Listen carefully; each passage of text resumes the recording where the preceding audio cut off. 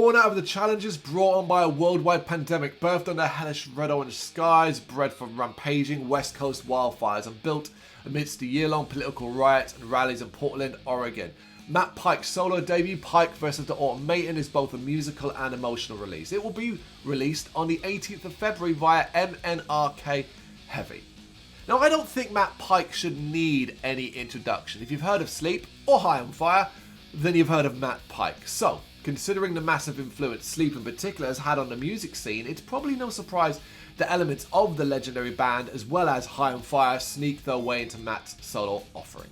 That being said, this is not Sleep or High on Fire.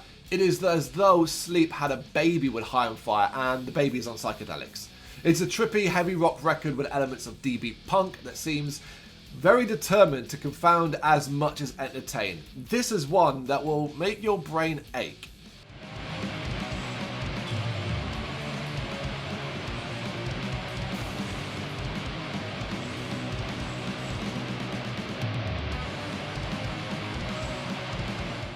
Kicking off with a more aggressive but groove riff heavy stance, Abusive has a ton of growl to it, a start that promises immediately something different to what Matt Pike has done before. That is then solidified with Throat Cobra, where things get a bit punkier, and Trapped in a Mid-Cave, where things get very weird and very psychedelic. Try and not move to this latter track. It is impossible, especially as it's got a ton of fuzzy detail. Now, a breather after that is very much needed, and we do get one, sort of, as Exuxia is just 49 seconds of ear-splitting guitar playing with a groovy undercurrent. Following that, it's back to doing something overtly diverse with Land, a desert rock, country psych rock combination, sunset going down, relaxed and tired from a long day kind of track. Susie, lucky baptized, smoking wood as she smoke. Though, Alien Slut Mum couldn't be more different too, as it is a chaotic blast of dirty hard rock and punk, a frenzy of filthy instrumentation complemented by Pike's gruff vocal style. There's a midpoint tempo shift here that is very, very cool.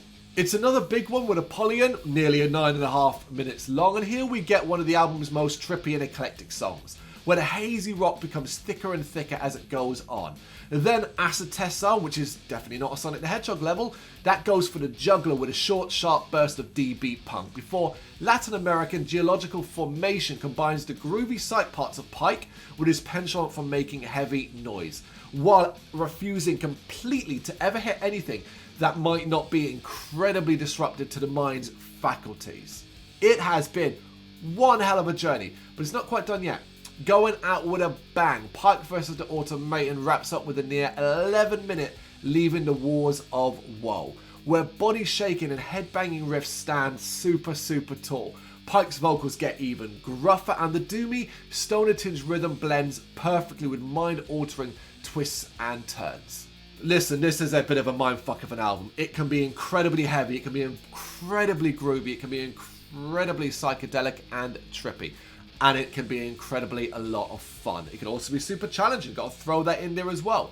None of us wanted Sleep or High on Fire. I mean, we do. Of course we fucking do. Great bloody bands. But if we're going to get Matt Pike's solo stuff, I don't know about you, I wanted something that was different. And for the most part, this is different. Oh, you can hear the influences of the work he's done in those other bands. Of course you can. At times, High on Fire's there. A little bit of Sleep here and so on. But it's still unique enough to make it stand out on its own. It's quite imaginative, it's quite eclectic.